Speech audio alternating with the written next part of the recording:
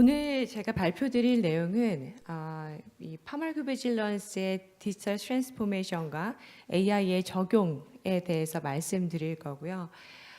미국 DIA나 싱가포르 DIA 여러 이제 컨퍼런스에서 우리의 넥스트 제너레이션이다. 이 AI나 디지털 트랜스포메이션을 쓰는 것이 퓨처의 일이다라고 말하고 있는데 사실 이제 현실이 되어서 직접 사용하고 있고 응용하고 있는 그런 제약사들도 있고 저희가 개발한 영역도 있기 때문에 그런 사례를 한번 보여드리고자 합니다. 디스클레이머이고요.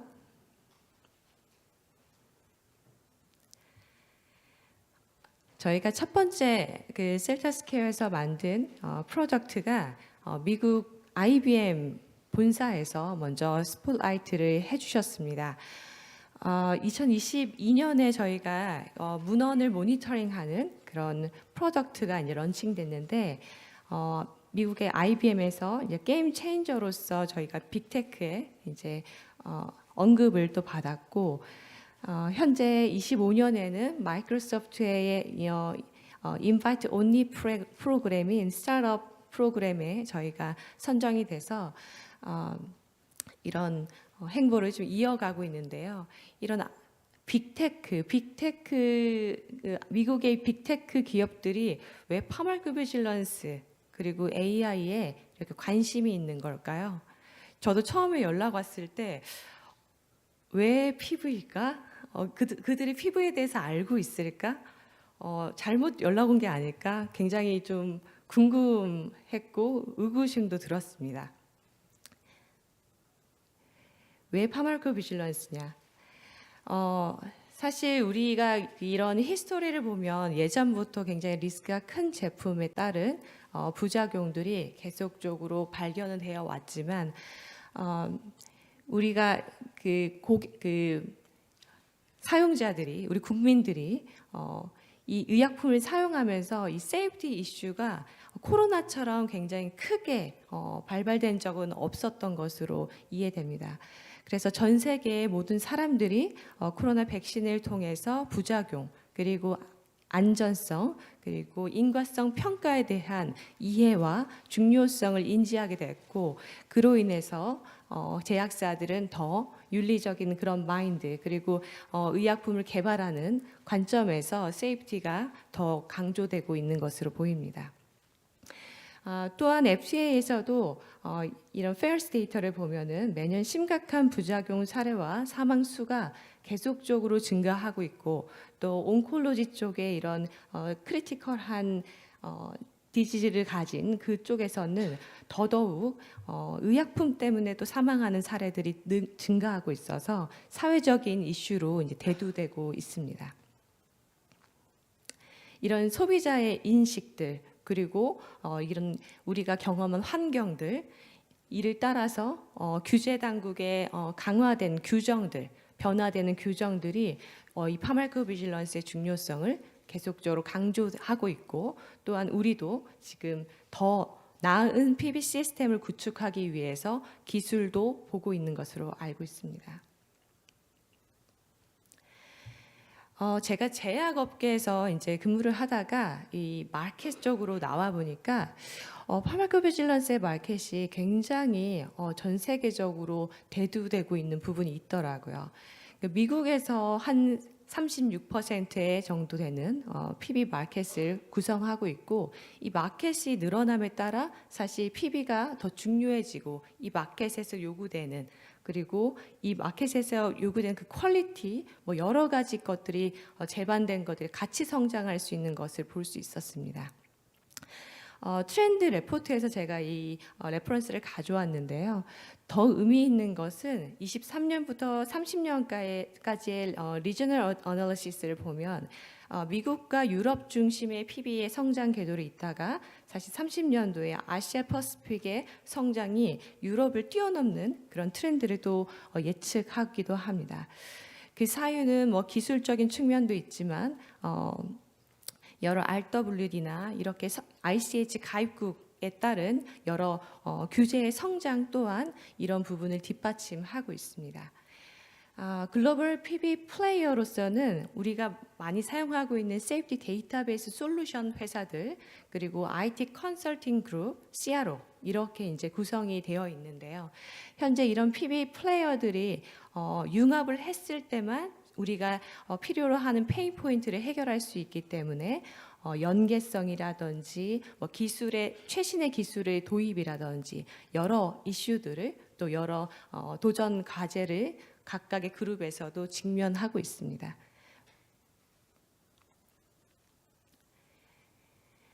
또한 사실 아스피린만 해도 뭐 예전에 그런 히스토리한 그런 백그라운드를 부터 시작했을 때 한 6,000년 정도 된다고 하네요. 그래서 이런 긴 호흡을 가진 의약품의 안전성에 대한 평가와 수집 그리고 이제는 전주기 컨셉으로 전 세계의 규정들이 변했기 때문에 클리니컬 트라이얼부터 포스트 마케팅까지 의약품이 이 시장에서 사라질 때까지 계속적으로 데이터를 일관성 있게 관리하고 또 평가하는 일이 굉장히 중요해졌습니다. 이런 관점에서는 사실 이제 데이터를 핸들링을 하는 일이 우리가 사람이 해야 하는 일인가? 우리가 엑스퍼트가 어떤 일을 해야 AI나 디지털 트랜스포메이션 기술이 왔을 때 더 전문성을 가질 수가 있을까? 이런 질문에 대한 또 답을 얻을 수 있을 것 같은데요. 이 데이터, 특히 이제 PB의 긴 주기의 이런 데이터 핸들링의 베스트 타이밍으로서 이제 디지털 트랜스포메이션과 AI 기술이 더더욱 강조되고 전 세계적으로 이것이 해답이라는 것이 제안되고 있습니다. 여러 가지 기술들이 있는데요. 뭐 기술적인 측면에서 저희 이제 도메인 전문가들이 모이셨으니까 기술에 대한 얘기보다는 AI DX 이 PB를 이행하기 위해서 현재 우리가 직면하고 있는 이슈는 무엇인가를 고려해 봤을 때 가장 중요한 건 데이터입니다. 어떤 데이터를 가졌는가? 제가 이제 미국의 많은 제약사들을 또 만날 수 있는 기회들이 있었는데요. 히스토리가 굉장히 긴 빅파마들도 30년, 40년, 뭐 50년 전의 데이터가 사실 축적은 되어 있지만 그 데이터의 퀄리티가 현재와 같은 레벨로 되어 있지 않기 때문에 실제적으로는 사용할 수 없는 그런 데이터였습니다. 그래서 제가 가장 이제 이런 것들을 추천해 드리고 있는데 데이터 표준화를 지금 당장 실행하세요. 이 말을 항상 하거든요. 데이터의 표준을 먼저 우리가 이행해야만 제약사 레벨이든지 우리 식약처에서 진행하고 계시는 그런 E2B R3라든지 이런 표준화가 기반이 되었을 때 이런 테크의 활용이 또 이어질 수 있다는 것을 말씀드립니다. 우리가 지금 규정적으로 또 직면하고 있는 것 그리고 글로벌 트렌드에서 직면하고 있는 것은 에비던스 베이스의 이제 파마코비질런스를 요구한다는 것. 그렇기 때문에 RWD 빅데이터를 분석을 통해서 그 안전성의 확보를 위한 그리고 그것을 증명하기 위한 큰 데이터들을 우리가 수집해야 한다는 것이 또 다른 또 직면된 과제인데요. 현재까지는 ICSR 인디비주얼 케이스 레벨에서 우리가 케이스를 핸들링했다면 빅데이터가 다 들어왔을 때 우리는 그것을 분석하고 처리할 능력이 있는가? 그런 PB 시스템을 갖추고 있는가? 한번 고민해 보셔야 할 겁니다. 또한 patient centric 이 단어는 사실 임상 시험에서도 계속적으로 강조되고 있는 건데요. 식약처의 이제 규제의 뭐 이런 계획에서도 계속적으로 언급되고 있는 내용이기도 하고요. 환자 중심의 환자 개별의 예전에는 사실 그룹에 대한 그 질환 그룹에 대한 뭐 인과성이라든지 여러 보상이라든지 이런 것들이 이제 증명되고 이제 제공되어 왔다면 이제는 환자 한 명 한 명마다의 그 환자 센트릭한 그런 예측과 그리고 보상과 이런 것들 인과성 평가라든지 이런 부분들이 더 강조되고 있습니다. AI와 DX 굉장히 이상적인 그런 테크놀로지로서 다들 도입을 하고 싶어 하시고 자체적으로 도입을 하신 경우도 있으신데요. 가장 이제 이슈가 되는 게 이제 컴플라이언스입니다.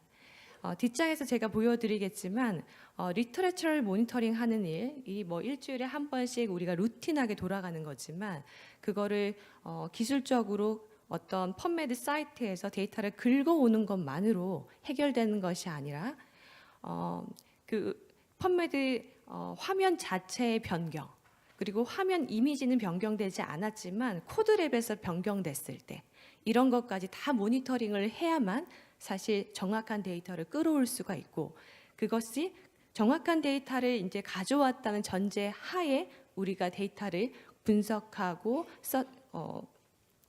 ICSR로 이렇게 디텍하고 이런 행위들을 할 수 있기 때문에 이 세팅 자체에 고려되어야 할 게 사실 워크플로우 하나만은 아닙니다.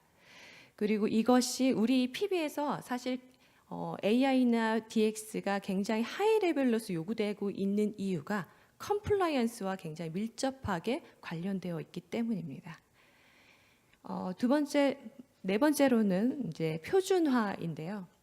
앞서 제가 강조드린 것처럼 데이터 표준화가 굉장히 중요한 거고 두 번째로 중요한 것이 워크플로우에 대한 표준화입니다.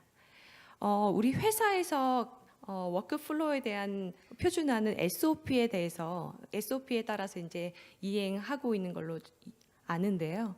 사실 SOP가 아니라 매뉴얼 레벨로 우리 1년 차와 10년 차가 동일한 그 평가값이나 동일한 워크플로우로 이행할 수 있도록 굉장히 체계화된 그런 표준화도 필요하다라고 말씀드리고요. 마지막으로는 저희 회사에서도 좀 더 집중하고 있는 분이긴 한데 이전에는 제약회사들이 이피커시에 굉장히 집중하고 있었거든요. 근데 세이프티 데이터를 우리가 다루고 얘의 중요성을 강조하기 위해서는 사실 파마코비질런스 이 하나 약물을 감시한다는 컨셉 하나만으로는 조금 부족한 것 같습니다. 제약회사에서 이것을 투자하기 위해서는 새로운 인사이트가 도출되고 세이프티 데이터를 기반으로 한 여러 인디케이션에 대한 창출 이런 것들의 기반이 또 시그널 디텍션에서 우리가 이어질 수 있기 때문에 이 파마코비질런스의 성장이 계속 이어져서 뉴 인사이트를 일으키는 것까지 요구되고 있는 것을 볼 수 있습니다. 그렇다면 디지털 트랜스포메이션을 내부적으로 아니면은 뭐 도입을 하실 때 우선순위에 대해서 고민을 많이 하시더라고요. 뭐부터 도입해야 할까? 그렇다면 내가 겪고 있는 페인 포인트를 먼저 정의해 보는 것이 좋습니다.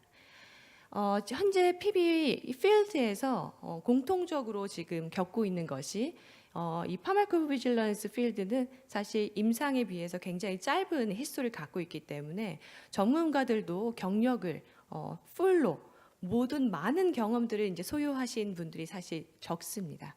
그렇다 보니까 그리고 또한 조직 자체가 다른 임상 시험이나 이런 조직처럼 크지 않기 때문에 승인된 모든 제품, 한 500개 제품을 몇 명이서 이제 모두 다 핸들링 해야 되는 경우들이 있는데요.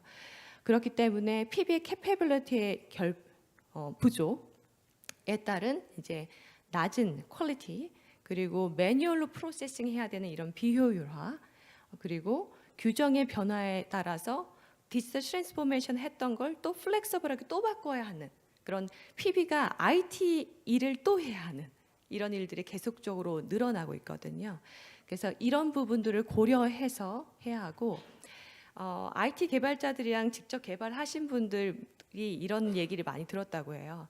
지금 정의된 대로 개발하지 않으면 다음에 이제 개발할 때 변경 사항이 있으면 다 뒤집어 엎어야 된다. 그래서 처음부터 큰 그림을 그리고 그 안에서 세부적인 것들을 이제 우리가 이행해야만 이제 디지털 트랜스포메이션이라는 것을 실현할 수 있습니다. 다음으로 제가 강조드렸던 이제 워크플로우에 대한 표준화인데요. 우리가 데이터를 모니터링하고 프로세싱하고 시그널 매니지먼트를 하고 베네핏 리스크 어세스먼트 그리고 이런 다양한 세이프티 레포트 작성 그리고 디스트리뷰션 앤 액션 이런 절차로서 우리가 PB를 이행하고 있는데 사실 이제 글로벌로 라이센스 아웃하거나 인하는 이런 회사들은 DSR도 코어로 가지고 계시고 CCDS 뭐 이런 여러 가지 이제 코어로 갖고 있고 리저널 섹션을 또 관리하는 이런 세분화된 또 일이 있을 수 있고요. 케이스 프로세싱에서 메디컬 어세스먼트도 한국에서 제시하고 있는 규정의 방침과 다른 나라에서 하는 그런 것들이 또 규정의 상이함이 있을 수 있고요. 또 시그널 매니지먼트도 회사별로 디텍션부터 컨펌까지 여러 이제 닥터나 뭐 다른 유닛들이 많이 들어오는 그런 네트워크를 다르게 구성하고 있는데요. 그런 것들을 다 고려해가지고 사실 이 플로우들을 체계적으로 해볼 필요가 있습니다. 디지털 트랜스포메이션에서 사실 가장 제가 좀 쉽게 해결한 부분은 데이터만 보는 겁니다. 그래서 사람의 일보다 데이터의 플로우를 먼저 정의하고 그 안에서 전문가가 어떤 일을 해야 더 가치 있을까라는 컨셉으로 저희는 이제 개발을 하고 있습니다. 이어지네요. 이제 휴먼 인 더 루프. 기술만으로는 사실 어렵습니다. 특히 의학계 그리고 제약업계는 전문가의 영역이기 때문에 사실 왓슨 AI가 의사들이 사용하게끔 굉장히 빠른 시기에 2017년인가 그때 나왔거든요. 근데 의사들이 사실 그런 AI를 믿지 못했어요. 믿지 못해서 사실 확산이 되지 않았습니다. 왓슨 AI가 그런 정확도나 뭐 여러 가지 진보성이 낮은 게 아니라 전문가가 받아들이는 그런 마인드에서 사실 되게 결핍이 되어 있었거든요. 이제는 사실 그때와는 환경이 다르다고 생각합니다. AI나 이런 기술들이 이제는 우리가 받아들여야 하는 시기가 왔고 받아들이지 않으면 뒤처지는 그런 여러 가지 이제 환경이 구성되어 있기 때문에 기술을 활용해야 되는데 그렇다면 AI가 사람을 대체하나요? 사실 그런 질문들을 굉장히 많이 하세요. 절대 그렇지 않다고 저는 봅니다. 왜냐하면 결론적으로는 AI가 100%라는 게 없습니다. 그래서 사람이 결정이나 평가나 분석에 대한 그런 에비던스를 마련하는 거는 질문에 따라 달라지거든요. 내가 어떤 질문을 하느냐에 따라서 AI 퀄리티가 굉장히 달라지기 때문에 저희 회사에서도 닥터나 이런 PB 도메인 전문가들이 실제 AI 프롬프팅을 하면서 그 데이터의 값을 정확도를 이어나가는 역할들을 하고 있습니다. 이 휴먼 인더 루프 전략. 이 부분에서 각자 내가 하고 있는 일에 대한 정의를 한 번씩 해보시면 좋을 것 같아요. 난 데이터에 대한 일을 많이 하고 있는가? 거기서 내가 진짜 전문가로서 왜 뽑혀 있는 걸까? 나는 어떤 일을 해야지 커리어에서 AI 기술을 활용하면서 성장할 수 있을까? 이런 고민들을 저는 사업 초기에 굉장히 많이 했고 기존 제약사에서 다닐 때 더 나은 저보다 스펙이 높은 분들이 들어올 때 이분들의 커리어나 꿈을 제가 고민하기 위해서 굉장히 고민을 많이 했던 또 분이기도 합니다. 그래서 우선은 엑스퍼트 컨트롤된 분명한 건 결정은 사람이 한다. 그 결정에 사람이 하는데 그 에비던스에 대한 퀄리티도 사실 사람이 결정해야 하는 거고요. 그리고 기술을 이용했을 때 가장 강점은 사실 데이터의 일관성, 그리고 데이터 평가의 기준의 변경 대비를 계속적으로 팔로우업 할 수 있다는 거. 그리고 밸리데이션 된 우리가 솔루션 개발할 때 CSV 하잖아요. AI도 이제는 CSV 대상이거든요.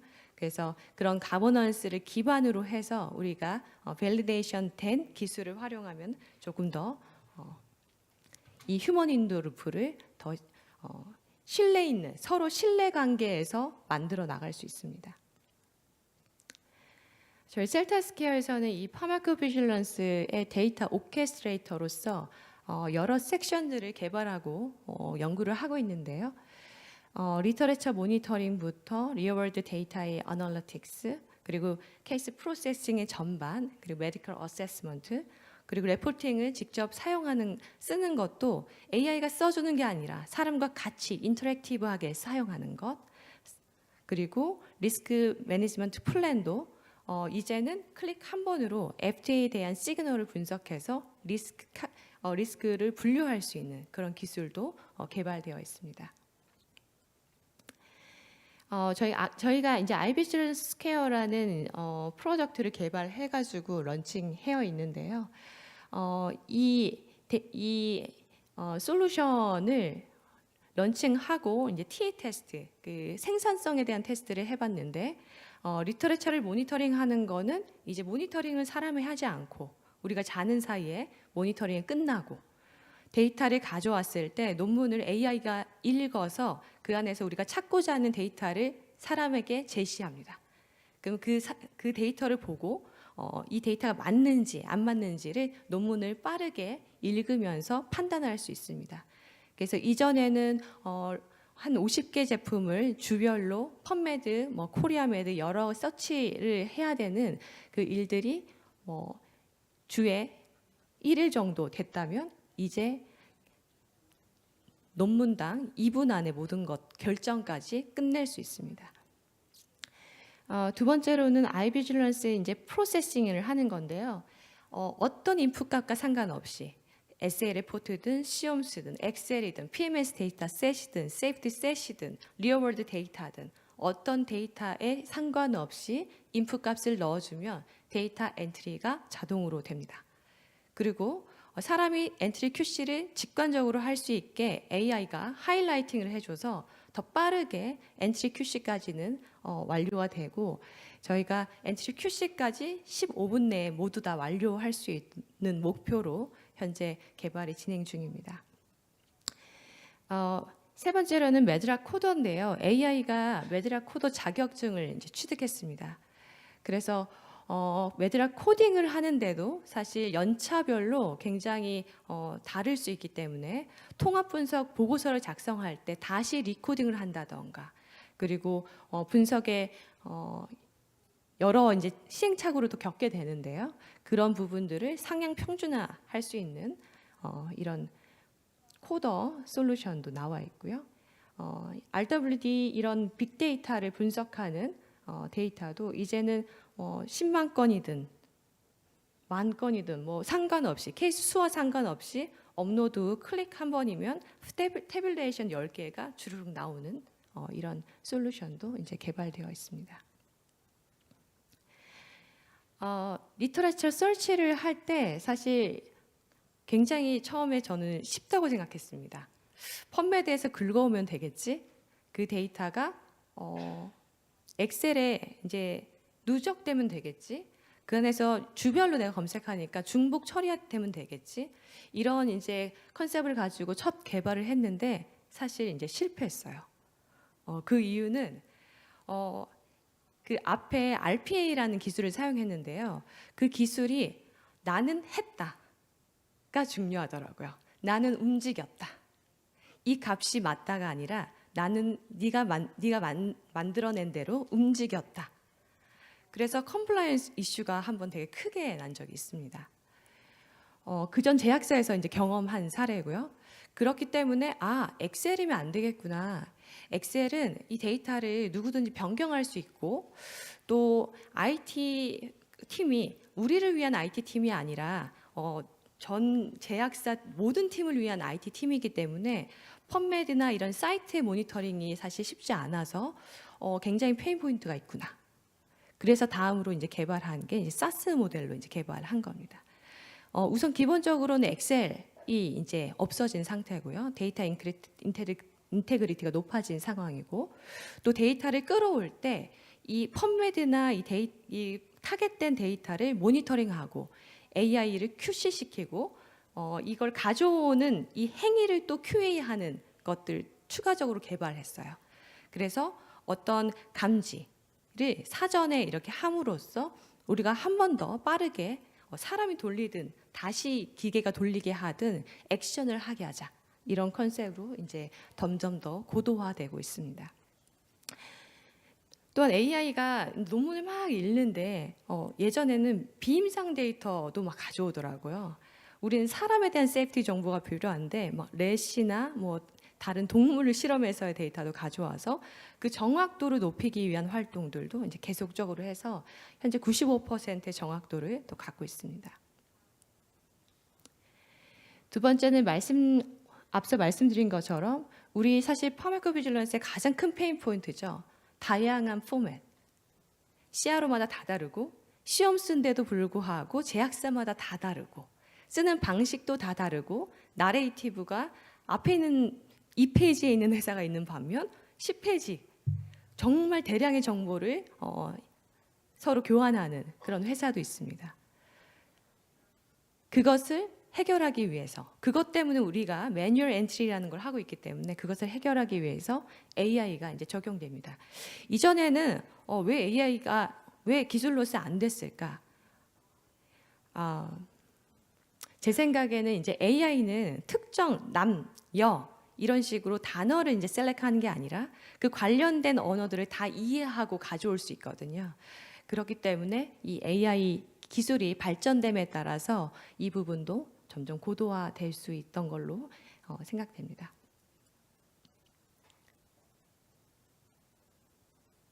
이 페이지네요. 제가 앞서 설명드린 부분이. 그래서 저희는 이제 셀타스퀘어가 이제 특허로 세이프티 데이터의 그런 표준화 기술을 갖고 있습니다. 그래서 여러 가지 데이터들이 왔을 때 한 번에 데이터를 표준화시켜서 우리가 사용할 수 있는 그런 포맷으로 만드는 것. 이 기술로서 이제 타임 세이빙이 91%고 이전에는 뭐 케이스 수가 많을수록 더 이제 효과적으로 됐더라고요. 그래서 CRO에서 이제 많이 사용하실 때 케이스 수가 많을수록 저희는 클릭 한 번이면 되고 케이스 수와 상관없으니까 여러 부분들이 이제 효율화됐다는 걸 볼 수 있었습니다. 메드라 코더 앞에 설명드린 거고요. 여기서도 지금 사실 무료 베터로 계속 공개되어 있는데요.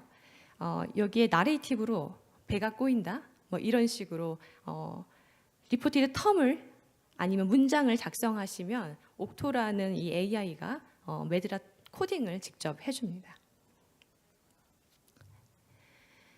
현재 저희 아이비즈니스 케어의 로드맵으로서 여러 가지 기준이 높은 하이 레벨의 그런 기술들을 계속적으로 도입하고 있고 PB 관련된 것들도 현재는 사실 대부분이 이제 개발되어 있고 런칭을 앞두고 있는 상황이고 내년에는 전주기에 관련된 심리스한 그 플로우를 플랫폼에서 직접 경험해 보실 수 있을 겁니다.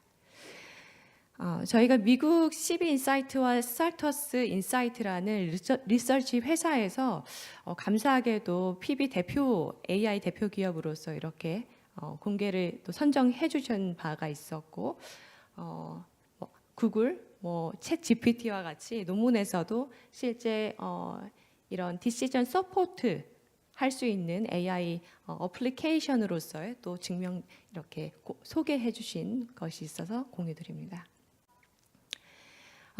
세이프티 데이터가 굉장히 중요합니다. 우리가 파마코비질런스 이 제약업계만 생각하시는 경우도 있는데요. 굉장히 큰 시장이 있고 큰 로드맵을 갖고 있더라고요. 세이프티 데이터로 시작한 파마코비질런스가 데이터 표준화 기술을 이용해서 RWD, 빅데이터에 접근할 수 있고요. 그것이 메디컬 디바이스, 코스메틱, 보험회사, 그리고 웨어러블 디바이스, 신약까지 계속적으로 확장될 수 있는 모델을 갖고 있고 현재 저희가 리월드 에비던스 같은 경우는 삼성병원과 50만 건 데이터를 분석해서 조영제 부작용 예측 모델을 개발했는데 그게 단 3개월에 이루어졌습니다. 그만큼 기술을 이용했을 때 더 빠르고 더 정확하고 우리가 한 통계학적, 정량적인 평가도 그 에비던스로 활용될 수 있는 여러 가지 확장성을 갖고 있기 때문에 PB를 하고 계시는 모든 분들이 자부심을 가지고 이 세이프티 데이터의 큰 측면에서 신약 개발까지 인디케이션 재창출까지 이어가는 그런 성장을 함께 했으면 좋겠습니다. 제 발표는 여기까지고요. 마지막으로 제언드리면 규정의 변화에 따라 그리고 기술의 변화에 따라서 우리의 전문성을 더 요하는 환경이 전 주어졌다고 생각하거든요. 그래서 더 딥다이브하게 데이터에 대한 이해를 더 높여가고 우리가 워크플로우 그리고 우리가 하고 있는 RMP 기반의 RWD에 대한 디자인 이런 것들에 더 딥다이브해서 임상부터 포스트 마케팅까지 이 데이터의 퀄리티를 책임지는 PB가 같이 되기를 기원합니다. 감사합니다.